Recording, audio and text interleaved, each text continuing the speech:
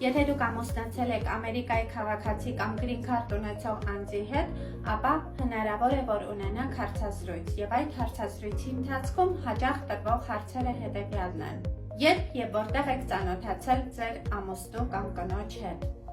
Ներկայացրեք մանրամասներ, տրամադրեք ապացույցներ։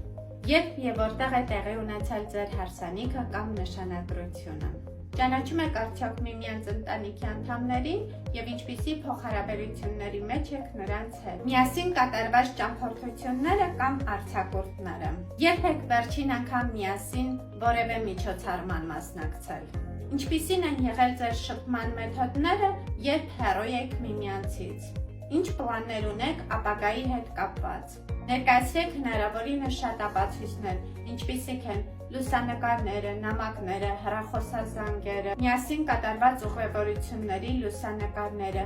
միմյանց կատարված նվերները։ Այս բոլորը կօգնի օֆիցերին հասկանալ, որ ձեր հարաբերությունները իրական են։ Հնարավոր է հարցազրույցի ընթացքում օֆիցերը առանձնացնի զույգերին եւ այս հարցերը տա յուրաքանչյուրին առանձին։